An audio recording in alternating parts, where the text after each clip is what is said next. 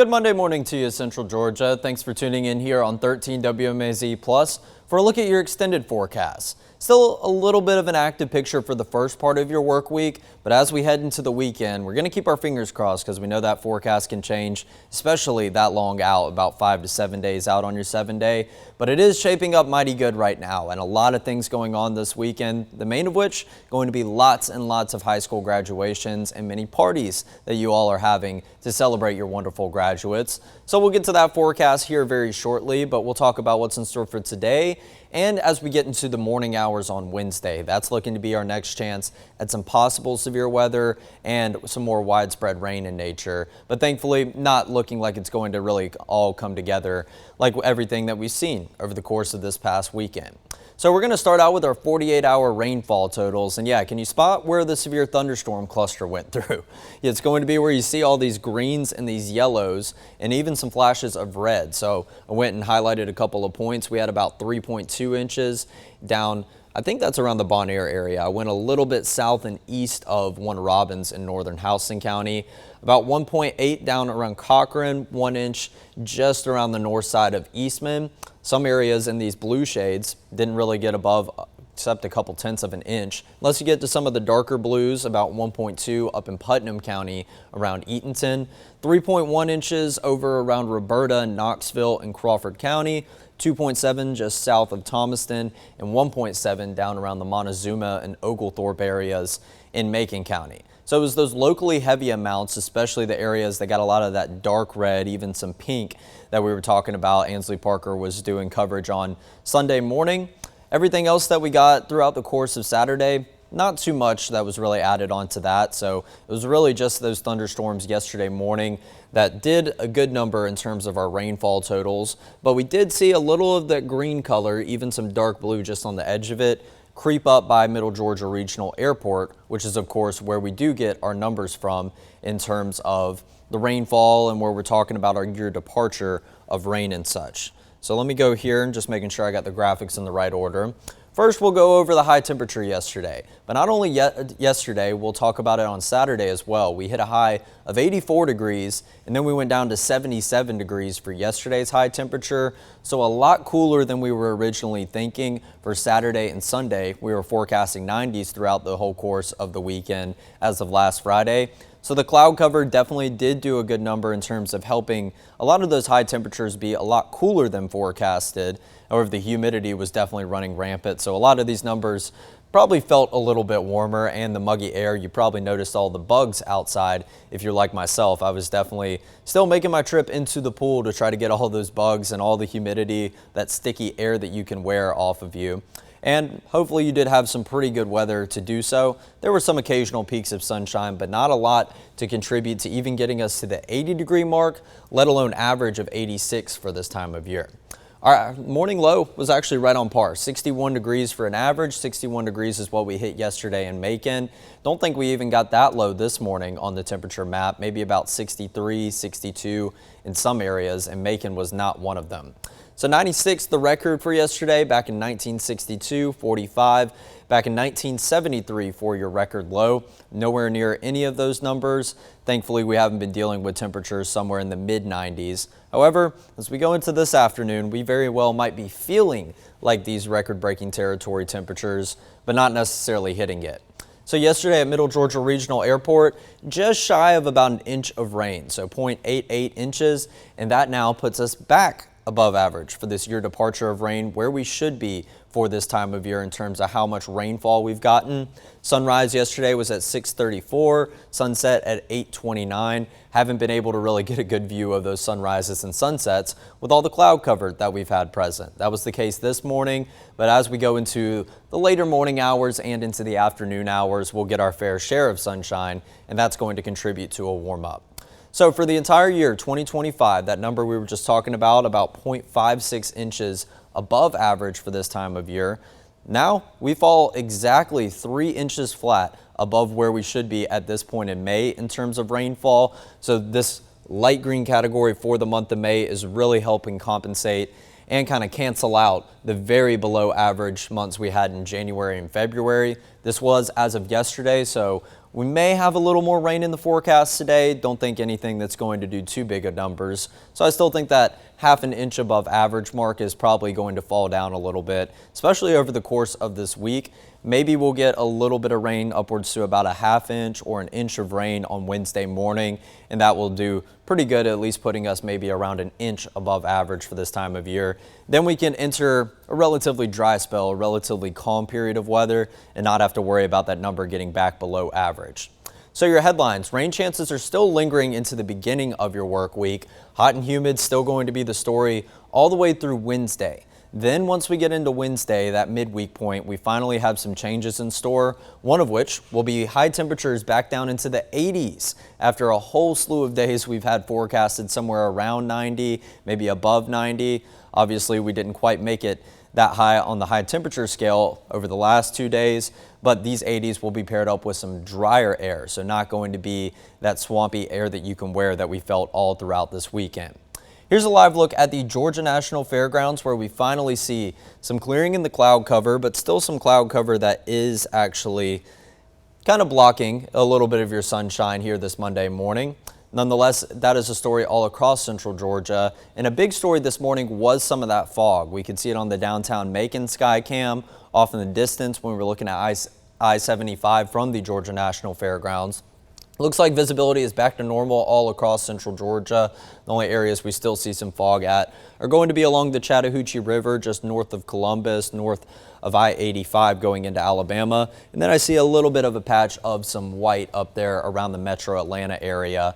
But down here in central Georgia, we are looking all good. So if you're heading out the door a little bit later than most people are making their morning commute, maybe taking Monday off, running some errands, maybe your kids are just enjoying those last couple days of school. We gave them a little bit of a late start, let them sleep in since school is kind of winding down and most of the real work has already been completed for the school year.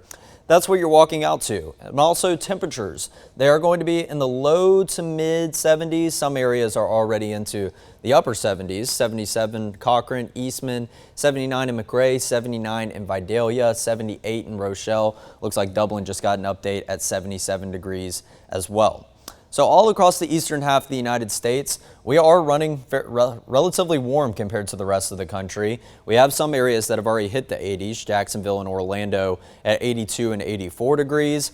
Already 80 degrees over here in Jackson, Mississippi, 83 in New Orleans, 82 in Houston, 80 in San Angelo, 84 in Laredo is taking the cake right now. Somewhere in Texas or somewhere in Florida, actually Laredo and Orlando are matching each other.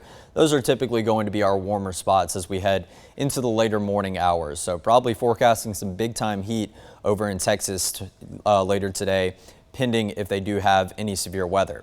It's also still going to be humid, lots and lots of dark green. So that was the case this weekend, indicating dew point temperatures getting above that 70-degree mark. Thankfully, they're not into the mid 70s. They're not into the upper 70s as of right now, but we're going to continue to see some fluctuation and maybe even see some of these shades of already dark green get a little bit darker in nature. But it is slightly drier over to the east of us in central Georgia, probably not feeling too much drier. We'll finally get all these green shades out of the picture heading into the end of your work week. Right now, winds are relatively calm, not seeing anything really too gusty, maybe a steady breeze 3 to 5 or 6 miles per hour in some spots. So no colors, no shades of blue, no shades of green. Means it's relatively calm in terms of what the winds are gusting to right now. Hour by hour, we will continue to warm up just past midday, already in the mid 80s for today. Then you see the meteogram topping out somewhere around 89 degrees going through 3, 4, 5 o'clock. Now that we've kind of gotten into the stretch of weather that is more reminiscent of the summertime months, it's all going to depend on how much cloud cover is above that observation station at Middle Georgia Regional Airport to see what temperature we hit today. But I think more of what you want to know is what it's actually going to feel outside. So we'll talk about that once we get there in just 1 second. Right now, let's take a live look at your satellite and radar picture. It's actually been fairly active so far this morning between the fog that we had at the lower levels of the atmosphere closer to the surface and some higher level cloud cover that was very widespread a couple hours ago during the morning show. That has continued to clear. The fog has continued to lift. Right now it looks like here in central Georgia, maybe just one lone sprinkle shower around the Monticello area up in Jasper County.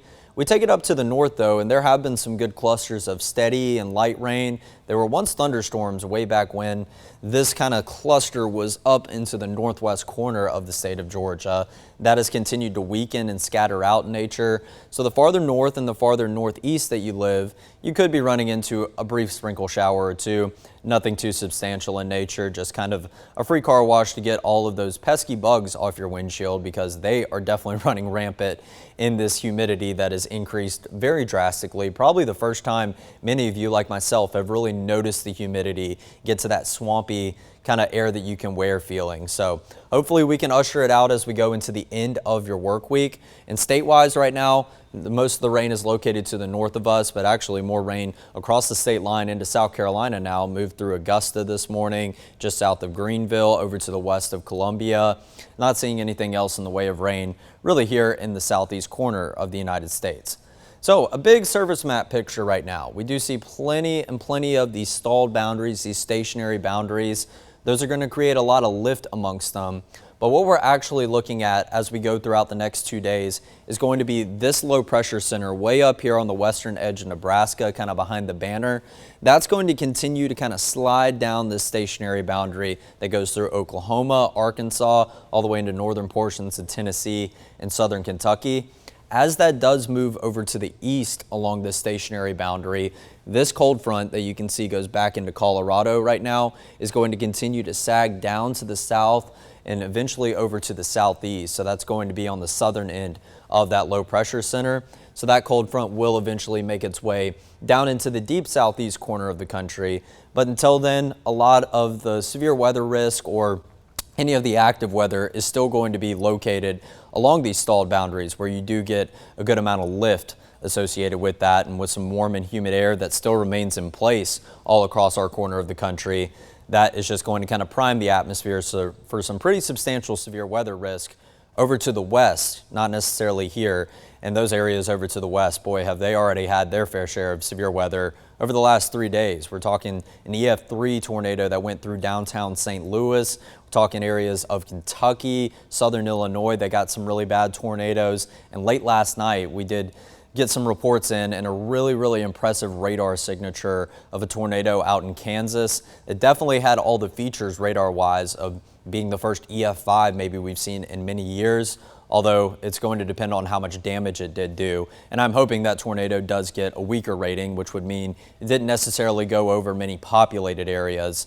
It was quite a big tornado, so big that it was actually putting a bit of an eye on radar signatures on the reflectivity. You have to have some pretty massive tornadoes in order to do that, because typically the center of a tornado is obviously not going to be terribly wide. But that's just talking about weather in other parts of the country, and we'll continue to touch on that when I show you the severe weather outlooks for day 1, day 2, and day 3. So for today, it was a foggy morning. We've already gotten through that first part of your forecast. Now we're going to lead the way into mostly partly cloudy skies. As we go into the afternoon hours, you do see the thunderstorm icon right here. The greater chance of seeing some storms is going to be farther to the north and to the northeast here in central Georgia.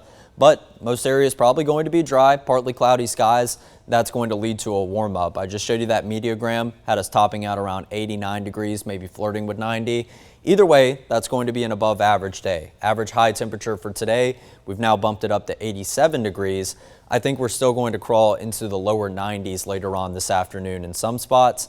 And it's going to feel even warmer, unfortunately. Looking at the heat index, you can see we're already feeling close to 90 degrees by 1 and 2 o'clock in the afternoon. And as we go into the warmest portion of the day, that 3 to kind of 6 p.m. window, kind of bouncing around and hovering in the mid-90s. I wouldn't be surprised to see some 96s, 97s. Hopefully we don't get any higher than that here in central Georgia. That's getting a little bit too close to comfort for feeling like the triple digits, not the actual temperature values, but it is a little bit early for that. It's the month of May. Maybe we can hold that off until we at least get into June, because June's actually the month that we actually get the official start for the season of summer. But, you know, Mother Nature doesn't like to obey what we would wish would happen sometimes. So day 1 storm outlook, like I mentioned, a lot of active weather out towards the west. They even have a level 4 in areas like Oklahoma City, Springfield, Missouri. That's going to include Tulsa, Oklahoma as well. kind of the same area that did see a lot of active weather even as late as last night, so not really getting a break from it whatsoever. But we were showing you those stationary boundaries on the surface map, and you can see that one was extending farther over to the east. Well, there is a level 2 that extends into the corner of Tennessee, North Carolina, northern Georgia. That goes all the way around Greenville, actually, and kind of upstate South Carolina. And then a level 1 does extend just outside of that yellow shaded area. So we zoom in here on central Georgia, and you will see that this level 1 risk does clip our north and northeastern counties. In fact, it's only just the tip of Putnam County around the Lake Oconee area, and areas north of Sparta, maybe getting into a little bit of Washington County right there. This just means that there could be a storm or two later on today that packs a punch with gusty winds, maybe even some small hail. But I've kind of said generally the risk is going to be the farther north and northeast that you live. And that obviously does correlate with this, but that doesn't mean we can't see, or we wouldn't see maybe a strong or maybe even a severe storm outside of that level 1 shaded area. So areas like Milledgeville, Eatonton, up into Sandersville, maybe Gray up at one county north of us here in Macon and Jones County, Jasper County, Monticello. Wouldn't rule out put it out of the realm a possibility rather of you seeing a strong or a severe storm today. However, the confidence is pretty low. It looks like this level 1 is definitely really kind of trying to cover the bases. Every model that I've looked at doesn't really have much impressive initializations of some kind of stronger weather in nature, which is not a bad sign by any means.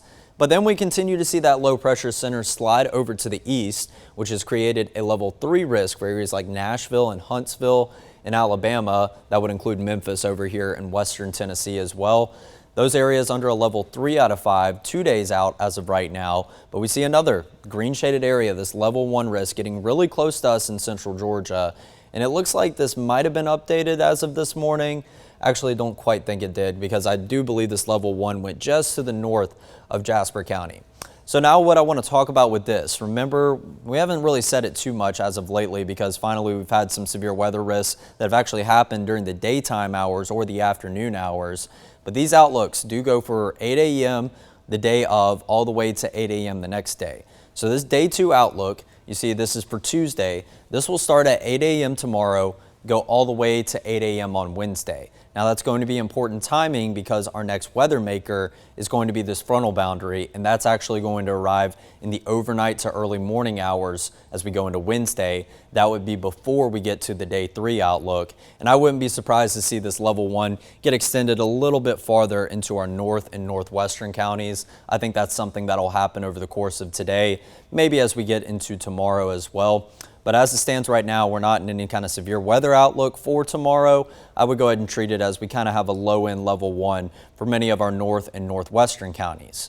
But now we take it to the day 3 outlook. It's good to, number 1, not see any of these yellows, oranges getting into red colors like we do see out to the west over the next 2 days. But we do see a level 1 up the Atlantic coast of the United States in areas like Virginia, getting into coastal North Carolina, South Carolina, and areas Savannah, St. Simons, Brunswick, all those areas on the coastal areas of Georgia. But we don't find ourselves in this outlook for Wednesday because remember, this outlook is going to start at 8 a.m. on Wednesday and go all the way to 8 a.m. on Thursday. So the timing of this weather system that's looking to make its presence known may be early morning on Wednesday, but that risk is going to be translated in the day 2 outlook, 8 a.m. on Tuesday all the way to 8 a.m. on Wednesday. So let's take it through future view and see how the next couple of days unfold. So we'll drag it all the way to this afternoon where we see some partly cloudy to mostly clear skies, I would say. A lot of this cloud cover is going to be higher up in the atmosphere. Plenty of rain, at least, up to the north and the northeast of us. But nothing's really coming into fruition in terms of some stronger weather, even as we go all the way into this evening. This is Monday, 7 p.m. later on this evening, so I do believe most areas in central Georgia are probably going to remain dry today. If not, you're probably just going to run into a scattered light shower. That will be over in probably a couple minutes. We go into the nighttime hours where we still see some weather trying to fire up. And once again, this is only one model run. However, everything I have seen is at least of the light or like the steady rain nature, according to other models like the high res, the HER model that we typically show you, including the NAM model that I've looked at online as well. So we'd like to check our bases and check our data. We don't like to just solely rely on this future view model because it honestly has not been doing too good of a job as of lately. But going into Tuesday at 7 a.m., still partly cloudy skies, nothing really in the way of rain besides some sprinkles down to our south and our southwest. Tuesday, tomorrow afternoon, probably going to be the warmest of the bunch this week because these look like mostly clear skies, nothing in the way of rain whatsoever, and we don't see anything in the way of rain until we start to finally move into Tuesday night.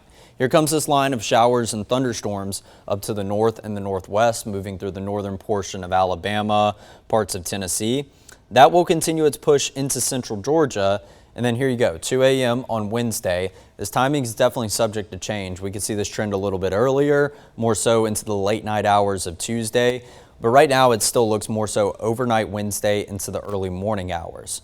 So if this line rolls in the earlier, it's going to have a little more to work with. Once you get really close to sunrise time, you'll start to see these lines really weaken very drastically and very exponentially. That's what we saw with some of the storms that did happen yesterday. As it moved in during a cooler portion of the day, didn't have as much to work with, but once you start to get some sunshine after sunrise, those temperatures begin to warm. It has more to work with. So that system that kind of ran through yesterday morning, it had a little more to work with than this system probably will have to work with. So we could see it move in as early as about 2 a.m. right now. I think I'm more leaning towards about the 3 to 4 a.m. hours, but we'll continue to see how the models progress the timing as we get closer. Still holding together, a lot of dark reds, a lot of just general red colors, and pretty good organization amongst this line. Even seeing some bowing out, just like we did see as of yesterday's cluster. So that's probably going to indicate our fair share of gusty winds. Plenty of lightning and plenty of rumbles of thunder to be heard that may wake you up in the early morning hours on Wednesday. But of course, we will be staffed here. Ben and I will coordinate what time we need to hand off, or if I just need to come in a little bit earlier to cover any potential warnings that we do get with this. But the good news is we continue to see breaking apart very steadily as this line does push through during the morning hours on Wednesday. Now, this latest model run is holding this together a little bit better than I saw as of early this morning. But by the time it reaches our southernmost counties around 9 a.m., it's really just looking like light and steady showers, maybe hearing a couple of low-end thunderstorms, a few rumbles of thunder. And then it continues to push. It doesn't stall like many of these boundaries have been doing as of recently. It pushes all the way through central Georgia. Windy conditions are going to build in for the afternoon on Wednesday. However, mostly clear skies after that, and it looks like we could be calm for the foreseeable future. We do see this other cluster of rain trying to maybe push in as we go into the overnight hours into early Thursday morning. Not too keen on that whatsoever. I don't think the long-range models are picking up too much on that as well. So let's go into the humidity, because this is going to be a big factor later on in the second half of your work week. What is this front actually going to do? We talk about these cold fronts, and they're supposed to usher in some cooler and some drier air. Well, cooler is going to be relative now because we're into the warmer months of the year. It will knock us down from at least the blistering and the very humid air. However, the humidity, we are definitely looking at some drier air to settle in. Take a look at what happens over the next couple of days. A steady downtick in those dew point temperatures. By the time we get to Friday, we might be dropping off this scale entirely. Maybe some dew point temperatures in the upper 30s, the low 40s. That's not conducive to kind of sprout this afternoon rain that we've continued to see, or these heat of the day thunderstorms, and keep everything really rolling together and giving it the proper ingredients to continue to intensify. We do see a slight uptick as we go back into the weekend, Saturday and Sunday. I imagine we might even see these two dots move up a little bit farther, maybe closer to the humid range, but still not bad whatsoever, with many people having all the graduation celebrations this weekend. So that will be something good and hopefully something to look forward to. As far as the feels like numbers, we still have plenty of humidity in the forecast, at least today and tomorrow. When you combine it with the actual temperatures that I'm forecasting, we could feel somewhere like the low 90s, maybe even into the upper 90s like I did show you earlier. We'll go all the way into your Tuesday afternoon. A little bit of a downtick in humidity, so maybe feeling closer to the 90-degree mark as opposed to the mid-90s. Still going to be hot and humid as you venture outside. And then finally, we do see a little bit of cooler air try to filter in, not as much so on Wednesday afternoon. Doesn't look like that cooler air quite makes it down into our neck of the woods just yet, but still feeling like the upper 80s. Still going to be a pretty warm day. Hopefully the humidity won't be as much of a factor as we go into your Wednesday afternoon. But while we're at it, let's go ahead and take a look at the humidity levels here in real time. So we're really looking to get that dark green color out of here. And it looks like the humidity, it does fluctuate for a little bit, but really that big sweeping motion. Finally, as we go overnight into Thursday, a lot of clear colors, which is going to be the relatively dry portion of our scale up here in the top right. So some cooler and drier air is going to usher in. But once again, the cooler is going to be a bit relative. We'll at least get the high temperatures out of the 90s and back into the 80s, which is a little more accurate of how we should feel this time of year. All right, so now we go to the long range models. Remember we were talking about as we went to the very end around 3 a.m. on Thursday, there was a cluster of showers up to the north and the northwest.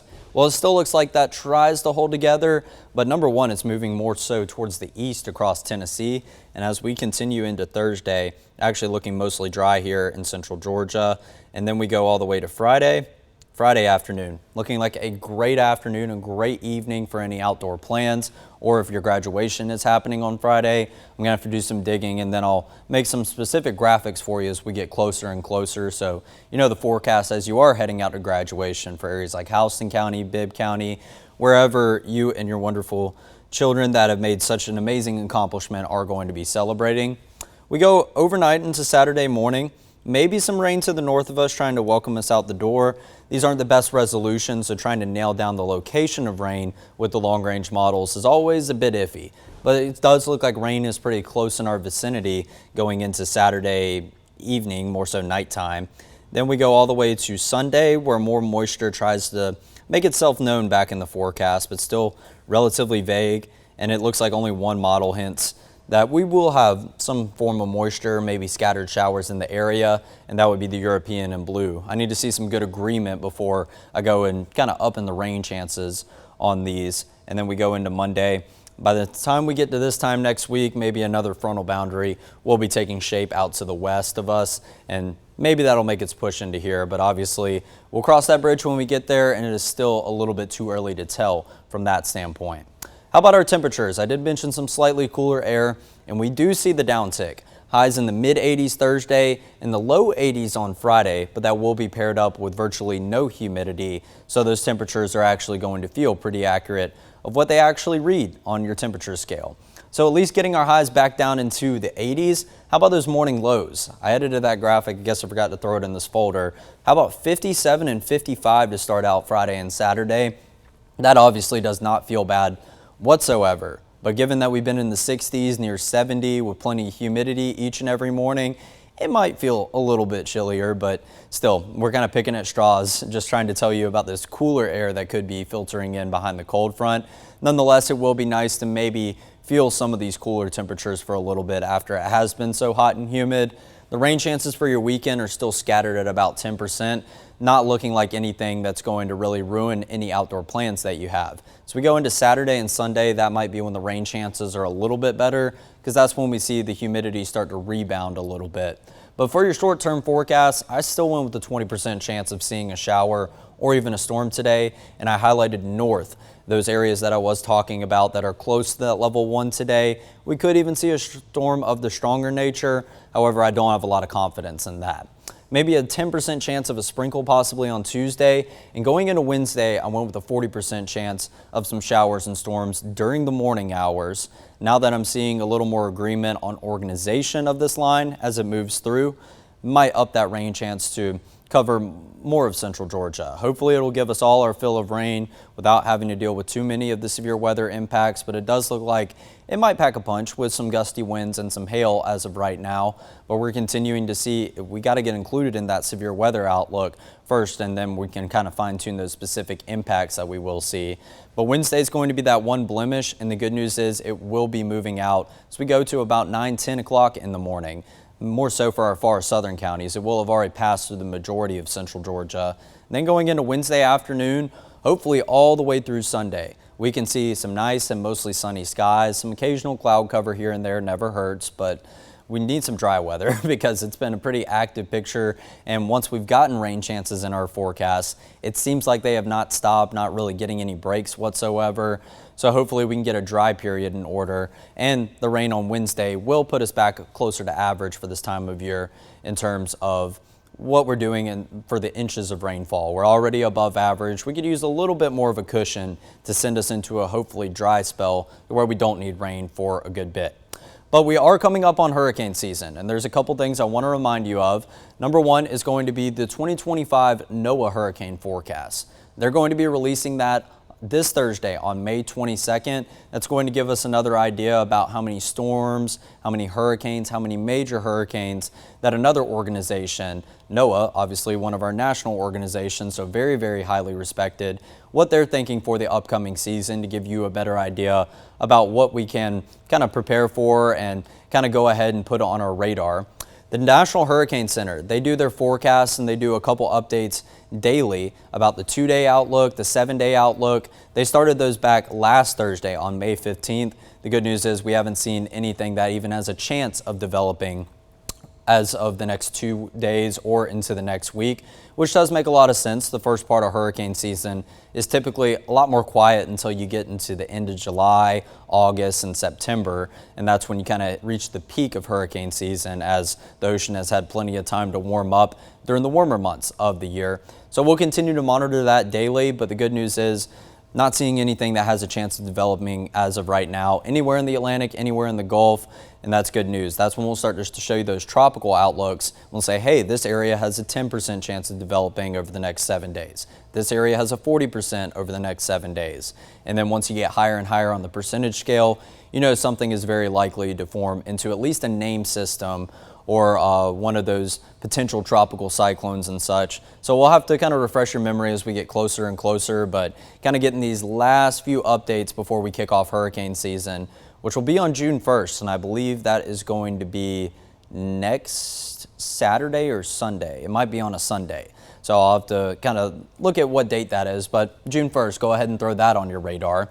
And just to show you what we're talking about, the NOAA hurricane forecast is what they're going to release on Thursday. Colorado State gave us a forecast probably about a month ago, and this is what they forecasted. So you'll see your average column right here, 14 tropical storms, 7 hurricanes, and 3 major hurricanes for a typical hurricane season. And this is based off the average of all the named storms that we've received since we started taking records. Well, what Colorado State forecasted is above average. 17 tropical storms, 9 hurricanes, and 4 major hurricanes. Now, where those hurricanes or tropical storms go, that's obviously going to be something that we have to see during the week of, and we get a cone forecast and we get those warnings and such. But Colorado State is forecasting an above average season. We're going to keep our eyes open to see if NOAA is going to kind of reciprocate that idea. But just to put in perspective, last year, what Colorado State is still forecasting is going to fall below all the numbers we saw last year. 18 tropical storms last year, 11 hurricanes, and 5 major hurricanes. Thankfully, some of those didn't make landfall. However, a good amount of them did make landfall, like Hurricane Milton, Hurricane Beryl, Hurricane Helene, obviously. Definitely everyone remembers that one. So it's good to kind of be at least in the in-between period. You don't want to be above what we had as of last year, but this is just a forecast. This is very liable to change, and we can see factors affecting all the setups of these tropical systems as they do form in the Atlantic Ocean as we do get them. And taking a look at your 2025 hurricane season names, we're going to lead off with Andrea. So that's going to be our first named storm, and this is the list of all 20 of the names we have. If we go through all 20 of these names, then we do have a supplement list that we will start again from A once again and go through that list until the end of hurricane season. Hopefully we don't have to get to that list, and we didn't get to it as of last year. We had 18 named storms, so I believe that got to about R or S. One of those letters were some of the last ones. I remember Raphael, but I can't remember if there was 1 or 2 after that. So that's a list of your names, something to keep on your radar as we get closer and closer to hurricane season. And you probably saw Ansley Parker's Facebook post last week. The 13 WMAZ weather team, we've been hard at work putting together a hurricane special for you. I got to go down to Telfair County to talk about some of the damage that they're still seeing. So we've been doing individual projects to put together into about a 20 or 30-minute special that you can find right here on 13 WMAZ Plus. Coming up probably at the end of this week, maybe into the beginning of next week. It'll have everything that you need to know for the upcoming hurricane season. So be sure to be on the lookout for that, and especially as we do creep into the official start of hurricane season on June 1st. So that was a lot of talking. That's a little bit longer than I normally go. Just wanted to throw some things on your radar in terms of hurricane season, talk about that first part of our forecast. We're going to keep our fingers crossed. We can at least get a dry stretch of about 5 days. That would be nice without any rain chances, and it would be great timing, especially with all graduations starting to happen here in Central Georgia for the high schoolers. So thank you for tuning in. We'll be back here at 10:30 tomorrow morning. Be sure to tune in here on 13 WMAZ Plus. We'll have a little more of an idea about what's in store for your Wednesday morning. Right now, still looking like we do have a chance for a line of some severe thunderstorms as it rolls through during the overnight and early morning hours on Wednesday. So continue to stay updated with the latest changes with that. And until then, I will see you at 10:30 sharp tomorrow.